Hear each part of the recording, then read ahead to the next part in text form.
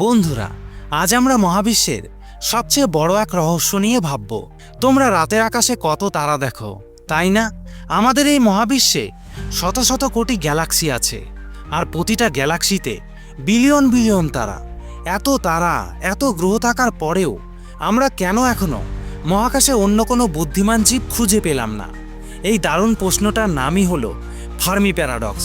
এই প্রশ্নটা প্রথম করেছিলেন বিজ্ঞানী এনরিকো ফার্মি। দেখো, গণিতের হিসেবে আমাদের পৃথিবীর মতো আরও অনেক থাকার কথা যেখানে জীবন তৈরি হতে পারে। তাহলে সেই বুদ্ধিমান প্রাণীরা এতদিন আমাদের সঙ্গে যোগাযোগ করার চেষ্টা করেনি কেন? তাদের তো এতদিনে পুরো গ্যালাক্সিতে ছড়িয়ে পড়ার কথা ছিল, কিন্তু কোথাও কোনো সিগন্যাল নেই, কোথাও কেউ নেই কেন? বিজ্ঞানীরা এর কয়েকটা কারণ খুঁজেছেন। এক, গ্রেট ফিল্টার। কেউ কেউ বলেন জীবন উন্নত হওয়ার পথে এমন কোনো বাধা বা ফিল্টার আছে যা বেশিরভাগ সভ্যতাকেই ধ্বংস করে দেয়। হয়তো সেই বাধাটা আমরা এখনো পার করিনি। দুই, দূরে থাকা। হয়তো তারা আমাদের থেকে এত বেশি দূরে আছে যে তাদের পাঠানো আলো বা রেডিও সিগন্যাল এখনো আমাদের কাছে এসেই পৌঁছায়নি। তিন, ইচ্ছাকৃত নীরবতা।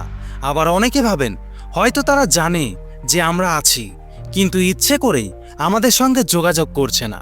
ফার্মি প্যারাডক্স আমাদের একটা খুব জরুরি জিনিস শেখায়, মহাবিশ্বকে জানার এখনো অনেক বাকি। আর এই বিশাল রহস্যের সমাধান খোঁজার জন্যই তো বিজ্ঞান আজ এত এগিয়ে চলেছে। কে জানে, হয়তো আমরাই প্রথম নই, কিন্তু ভবিষ্যতে আমরাই হব সেই উত্তরদাতা। তবে তোমাদের কি মনে হয়, অন্যান্য প্রাণীরা কি লুকিয়ে আছে? কমেন্ট করে তোমাদের মতামত জানাও। আর মহাকাশের এমন আরও রহস্য জানতে ভিডিওটি লাইক করে চ্যানেলটি সাবস্ক্রাইব করে রাখো।